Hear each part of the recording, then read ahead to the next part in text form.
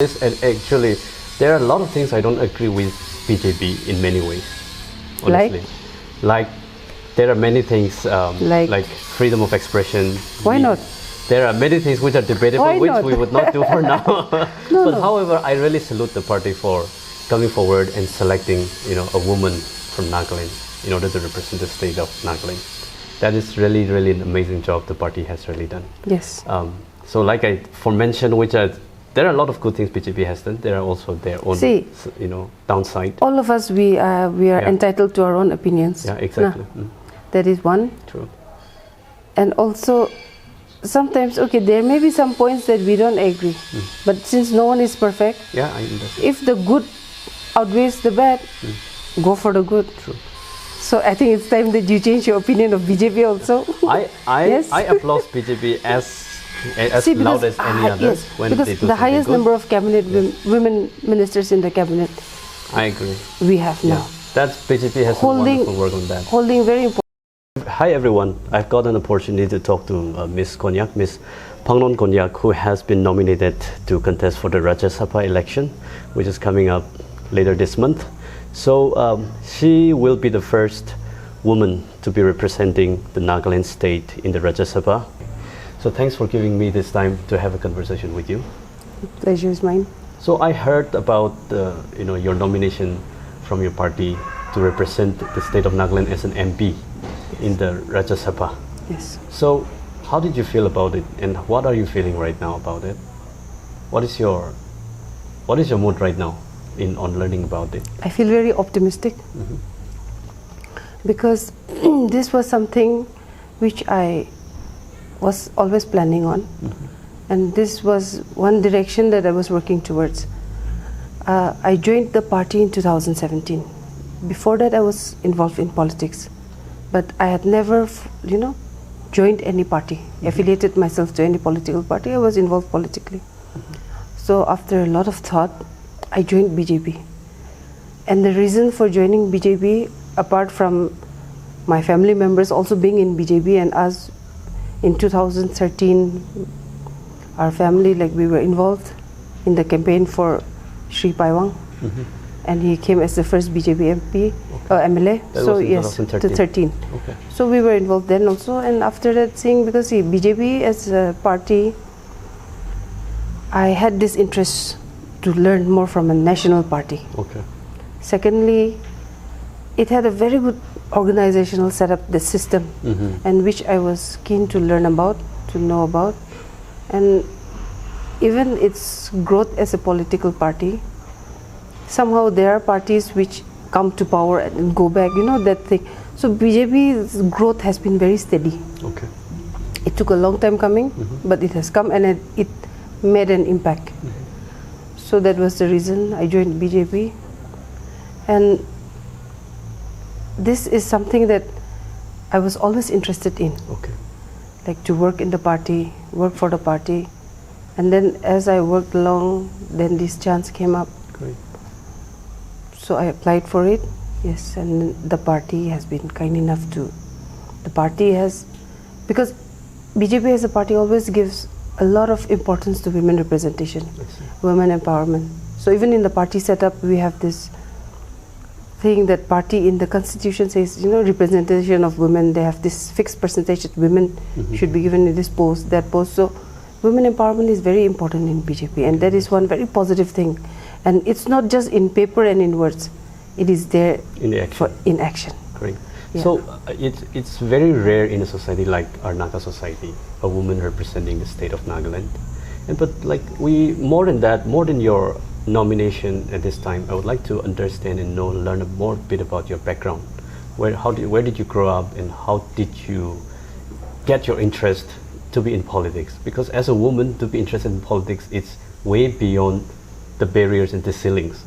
So how did you attribute yourself in gaining this interest in politics, your background? I was born in Mon. I did my schooling for a brief while here in Kohima. Okay. Then completed my high school from Holy Cross School, Dimapur. Then I went on to do my 11-12 in UCC Barapani. I did my graduation in Delhi and my master's in Delhi. So ever since my school days, college days, I was always involved in student unions because this was something that I really liked doing. I was very interested in doing.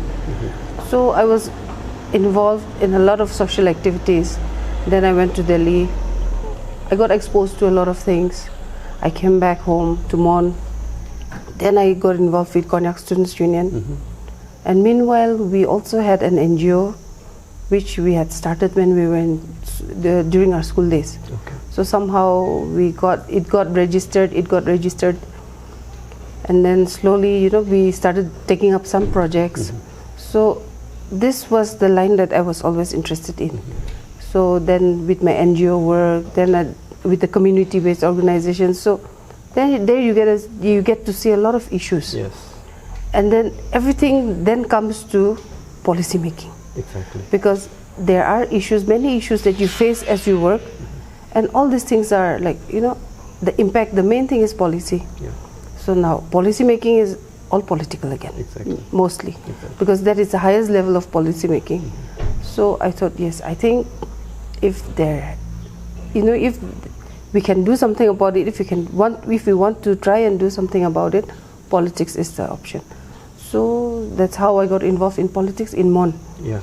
So we were involved in a few elections, participated actively in a few elections, and then somehow I thought, yes, now I think I should join a party, because I found out that my interest was more towards that. Towards politics. So I joined the party. See, and women, one part of the question was about women. Yeah. So see, women, it's not that women don't come forward for politics. Right. Women are very crucial in politics. They play a very important role. I agree. Beginning from the electioneering, the canvassing, campaign, till the polling day, women are involved. But somehow till now, we have not been able to elect a women legislator to the state assembly, which is quite sad, because God created men and women differently. So there are certain attributes men have that women we don't have, and there are certain attributes of women that men don't have. So see, when we can, come together, and when we both can contribute, it will have a better impact. And so I think women, it's not that there are no women, intending candidates. Yes. We do have intending candidates, and we have good ones, capable ones. But just that maybe our mentality, or maybe our electioneering process, or maybe something goes wrong, that till now we have not been able to elect a women legislator, and that is quite sad. But I have hope that now, see, my party, we had very good candidates, the intending candidates for the MP, the ones who put in the applications. They were very good, qualified, experienced, deserving candidates. So there were multiple candidates who applied for this? Yes. Okay. So they were deserving and experienced good candidates. Okay. But the party, in its wisdom, they decided to give women a chance. So that's how I got this chance. And I'm grateful to the party for this opportunity, because it is, many people say historic, but then it is a landmark. It is a landmark. For women coming forward. No? Because after so many years, and we cannot undermine the role of women. See, we have many women heading departments, many HODs, many DCs. There are many women successfully, taking forward organizations. True. Just in political field, Naga women still have not been able to break the ceiling. Exactly. That is it. And if ever you get elected, I'm sure you will be elected, because there is no opposition, or there is no rival candidate so far we have seen. Yes. So definitely you have almost 100% chance of getting elected. So if ever elected, you will be part of Nagaland history as a, let's say the first woman in representing the state of Nagaland in the Rajya Sabha. Do you think it's a big responsibility? Don't you think it's a big responsibility? Yes. So, now that you have come from, let's say, in Nagaland is considered the eastern districts, the more backward districts. Yes. It's so ideal that your party has chosen someone from that state, that part of the state, and which will definitely help the people of that state also bring, into the arena of development. Because as we know, that area has been neglected for so long. Yes. So do you have anything in mind when it comes to your district or when it comes to people in the eastern district side? Of course, we have development deficit. My eastern part, the eastern part of Nagaland. Yes. But as an MP, I will be representing the whole state. Exactly. Yes, my part of the state may have development deficit, but other parts of the state also has some other problems. True. So, of course, definitely it won't be just specifically focusing on one area of the state, but addressing the different problems in different areas of the state. Yeah, true. So that will be there. And of course, our state, we do have, when it comes to state of Nagaland, Eastern Nagaland has development deficit. Yeah. When it comes to northeastern states, Nagaland has development deficit. Exactly. So we will have to look at the state as a whole. Yeah, true. And address the various problems in the different pockets of it. Yes. And you said you joined BJP in 2006. 17. 2017. Yeah. Okay, but you were already active. Actively involved in politics. Okay, so but what made you decide to join BJP when there was like Congress Party, National Party? I told you earlier. Yeah. Can you? I joined BJP because BJP is a party whose growth trajectory has been very steady. And after it came to power, Yeah. if you remember what India was before 2014 and what India is now, Can you give an example? there is a change. Digital India, Okay. net banking, very convenient now. Yeah, it is. Yes. It is. Swachh Bharat, the first program that BJP took up. India was considered a third world country, developing country, and there was this issue of cleanliness. But then our Prime Minister came forward and took this up in a mission mode, and then Swachh Bharat campaign became a cry in the country, and so much changes happened because of this. I'm sure. Hygienic standards, like all those things. So BJP as a party, I saw you can see that this is a party which is focused on nation building. It is like taking everyone forward together. So it is not something like, it is not a political party which focuses only on a select few. Yeah. It is a party which wants to take the nation all together forward. Altogether, And then see, there are various programs that the government has taken up, and the development of our country. It's growing at it. The changes, the development is happening daily, the changes that our country is seeing. Internet, for example. Yeah. Earlier it was so expensive, all of us. Yeah. Internet was expensive. Now internet is cheap. So all this, programs and policies that the party brings forward for the nation is truly very inspiring. Many people will say many things about it. Ayushman Bharat, see, health card. Yeah. Mudra scheme, Startup India, Stand Up India. Yeah. There's so many things. I'm sure if we have to hear from the opposition party, let's say, some of the scheme implementation, policy implementation opposition could be party quite debatable also. Opposition party, for example, in our state, Yeah. the opposition party, they do not talk about the schemes or debate. They do not debate on the schemes or policies, nothing. They only talk about religion. Yeah, against BJP. Against BJP, And now- religion is the only card they have. And see, example for me, my maternal grandfather is a reverend. He's the first reverend from Molungimson, the village where Dr. Clark came. Right, Yes. Right. My grandmother's side, her father was also a pastor. I am a devout Christian. And nothing will make me change my faith. Because politics is different. Religion is a personal thing. That's true. My relationship with God, the faith that I have, it is a personal thing. Politics is again different. The opposition in Nagaland, we just have the religion card. Okay. So something then they want to brand BJP religion, the religion card. Just because I'm a BJP member does not mean that, like this morning's paper, Hindufta. So, the opposition should also focus on their growth as a party and not constantly put the religion color on our party. Because we are doing a lot of work. We are working hard. Throughout the pandemic, BJP has been the only party which has been serving the people. We've gone out to the streets, met the frontline workers in whatever small way we could. The party, all its wings, morchas we call, we all went out and we worked. And where was the opposition then? Yes. What were they doing? That's also a very important issue, and it's a big bit of a big concern. But when it comes to Nagaland, like let's say more than 90% of the citizens here are Christians. And when you look at the BJP as a party, it's more or less somehow influenced by the RSS Hindutva ideology. However, how do you justify as a party leader that, hey, BJP is not about Hindutva, all these things, but it's about development? How do you justify that to people of Nagaland? I do not need to justify anything. Look at the development and changes. Because BJP, the politics that we play is politics of development. So for me, the need to justify does not arise. Okay, because it is evident, the development which is happening all over the country is evident, it's self-evident. So there is no need for justification. Okay. So now, coming back to the women representation. Yes. Like we had in kind of a revolution type hype in 2017, which almost overthrew DR Zeleng government on the ULB implementation. Now that is like, it's just somehow similar to that. A woman is going to represent the state of Nagaland in the face of whole nation. Yes. Don't you think people can still react the same way, or why they should not?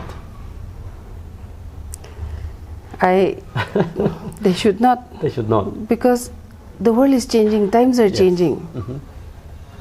Right. Yeah. And if we have to grow, we have to grow along with the times. Exactly. Right. Yeah. And then the Bible also says, like, we are all equal before the eyes of God. Of course, definitely. And whatever we can contribute, everyone should be given that chance to contribute. I may be a child, I may be an adult, a senior person. In whatever way I can contribute, I should be allowed to contribute. True. So if we have women who are committed to work for the state, who are committed to work for the nation coming forward, why not? True. Our hearts should be big enough and not very petty. Exactly. When we just focus on all these issues, it's very regressive. We have to progress. Yeah. Right. True, true. So women becoming a minister or an MLA should not be an issue. For us, for example, we say, these people, we give women a lot of respect. Yeah. In Nagaland, women are respected, regarded, given this. And in the mainland, women are not regarded. But in mainland, we have women ministers. I agree. From before. I agree. See the mentality, na? And our people at times, we tend to be a bit petty. That's very accurate. Sometimes a bit petty. Yes. And we don't want to hand over the baton of power to women. We say we respect women. Yes, yes. We don't want to hand over that power to women. All lip service. Exactly. So, and we know that Nagaland is very much lacking when it comes to, decentralizing of power to women. Yes. And now the assembly is coming up. So, what would be your take, suppose in case women want to contest? Definitely, if there are women who are capable and who are interested and committed, why not? Definitely. Yeah. Do you think it's high time that some women legislative assembly members start representing or contesting for elections also? And why do you think women cannot do that, although they are capable of doing it? It is not high time. High time was gone many years back. So now I don't know what time it is. It is not high time. Yeah. But high time was maybe 10, 20 years ago. Right. By then, women should have been, given a chance, or women should have come forward. Yeah. So, but our society is such that, so I appeal to the wisdom and sagacity of all the leaders that they should, be more accommodating. They should be more, open to the idea of sharing this responsibility of decision making. It is not power. It is a huge responsibility. True. When I accepted my party ticket, the precise words that I used, the exact words were like, with a deep sense of gratitude and acutely conscious of the responsibility that this post entails. Because this is a post of responsibility. True. It is not a post of power. True. When we think and take it as a post of power, then somehow the governance part gets missed out in the power. Yeah. Somehow, the intention gets lost. So it is a huge responsibility. When you take it on as a responsibility, then there is pressure on you to perform. You will perform. Right. But when you take this on as a source of power, then I think it could be misused. it can be misused. Yeah, yeah. So all these posts that we talk about are all posts of power, not power but responsibility. That is how I understand it. I mean, that's very plausible, understanding of your position. And like I said, since there will be no opposition, like you will go unopposed. I mean, you'll be elected unopposed for sure. As of now, no one has come forward from any party. Yes. And NPF was declaring some names, for candidature, but they had somehow dropped again. Yes. So, and when it comes to your party's decision, I'm still wondering. Like you said, there are many capable, experienced leaders within your party here in Nagaland also. But why did they have to specifically choose a woman to represent the state of Nagaland? Is it because it's just a question? Is it because women are easy to women are more agreeable to the command or to the order of the higher leadership, or just because they feel that it's time women should represent the state of Nagaland? I do not know why, Yeah. but one thing is that it is not a question of women being more agreeable to the leadership. Okay. But the question is, women should be given representation. That is there. I agree. So that is the wisdom I think my party used, because they do not want. If you see how BJP party works, they give positions of power to people, positions of responsibility to people, and then they are asked to perform. Yeah. You have to perform. Right. So when you pick a person, when you give someone an opportunity, when you give that responsibility to someone, you are expected to perform. You are not expected to listen to and just be obedient and sit there. You have to perform. So this is a responsibility. You have to perform. Okay. So that is there. That's very interesting. And at least, actually, there are a lot of things I don't agree with BJP in many ways. Honestly. Like there are many things like freedom of expression. Why not? There are many things which are debatable, which we would not do for now. However, I really salute the party for coming forward and selecting, a woman from Nagaland in order to represent the state of Nagaland. That is really, really an amazing job the party has really done. Yes. So like I mentioned, there are a lot of good things BJP has done. There are also their own, downside. All of us, we are entitled to our own opinions. Yeah, exactly. That is one. True.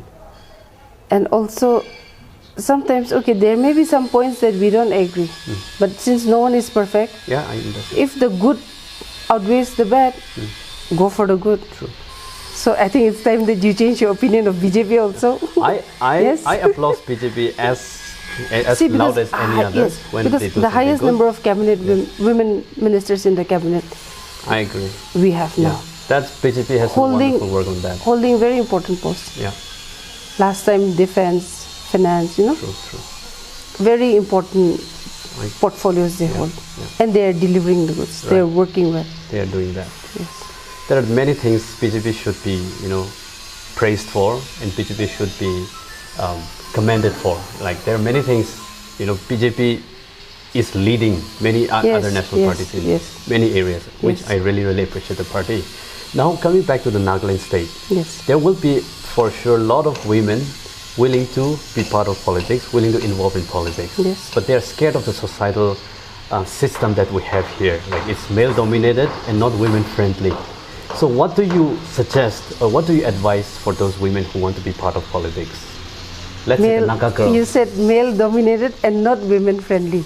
Yeah, our political system, my understanding. Yes. Yes.